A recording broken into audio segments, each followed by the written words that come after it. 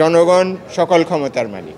একটা সরকার যেখানে জনগণ সরাসরি তার ক্ষমতা প্রয়োগ করে বলছে যে তোমরা এটা করো। এই সমাজে বা এই রাষ্ট্রে গত 15-20 বছর ধরে ছিল কোনো গণতান্ত্রিক সরকার করেন নাই, এনারা করেছেন। এটার ভেতরে ওনাদের ঢুকারই প্রয়োজন নাই, কারণ এটা ঢুকলে বরং দেশে একটা অস্থিতিশীলতা তৈরি হতে পারে। 7 অনুচ্ছেদটা রেলেভেন্ট, কারণ ওখানে লেখা আছে যে জনগণ সকল ক্ষমতার মালিক।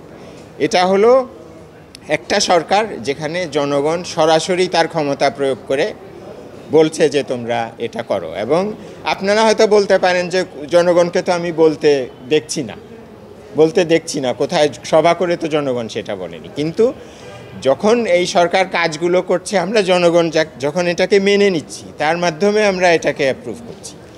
এই যে একটা জুলাই সনদ বাস্তবায়ন আদেশ জারি হলো, হ্যাঁ, এটা আমরা তো মেনে নিয়েছি। আমি তো সমাজে এটা নিয়ে কোনো বিরোধিতা দেখছি না। আমরা ফেব্রুয়ারি মাসে একটা গণভোটের সাথে নির্বাচন করব, এটাও আমরা মেনে নিয়েছি এবং আমরা ওয়েলকাম করছি যে আমাদের দেশে পরিবর্তন দরকার, সাংবিধানিক সংস্কার দরকার, আরও সংস্কার দরকার এবং প্রতিদিন সংস্কার হচ্ছে। গতকাল বা পরশু পৃথক সচিবালয়ের জন্য একটা আইন জারি করা হয়েছে। তো এই কর্তৃত্ব কি 106-এর ওই 2 লাইনের ওপিনিয়ন থেকে আসে যে এই সরকার একটা পৃথক সচিবালয় করবে, যেই দাবি জীবনের সব আয়োজন এখানে একসাথে।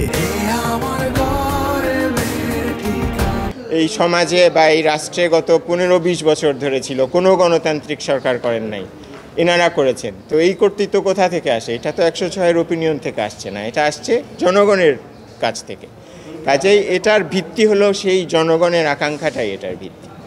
সেটা আমি জানি না এবং সেটার ব্যাপারে আমার কোনো সাবমিশনও নেই, কারণ সেটা হলো সাধারণ নাগরিক হিসাবে তো আমি জানি না এই 5 তারিখ থেকে 8 তারিখের ভিতরে কি হয়েছে, তাই না? এটা আমি জানি না। কাজেই এটা আমার পক্ষে অ্যাড্রেস করা সম্ভব নয় এবং যেহেতু এটা আমার পক্ষে অ্যাড্রেস করা সম্ভব নয়, আইনজীবী হিসাবেও আমার কোর্টকে এই ব্যাপারে সাহায্য করা সম্ভব নয়।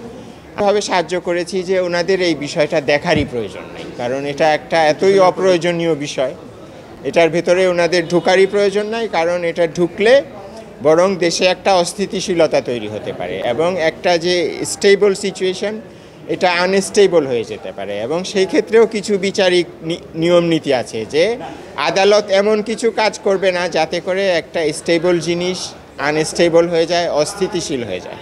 সে কারণে আমি বলেছি যে 106 ওপিনিয়ন কিভাবে চাওয়া হয়েছে, কিভাবে দেওয়া হয়েছে, এই প্রশ্নের ভেতরে এই মামলায় যাওয়ার প্রয়োজনই নাই। এটা রাজনৈতিকভাবে অ্যাড্রেস হবে, হয়তো কোনো দিন অ্যাড্রেস হবে, কোনো দিন অ্যাড্রেস হবে না, কিন্তু আইনগতভাবে এই সাংবিধানিক আদালতের এই পরিপ্রেক্ষিতে এই মামলায় এই বিষয়টা বিচার প্রয়োজন নাই এবং এটা করার ব্যাপারে সুযোগও নাই, কারণ অনেক ডিসিশন আছে যেগুলো বলবে যে এই ধরনের বিষয়ে আদালত হস্তক্ষেপ না করাই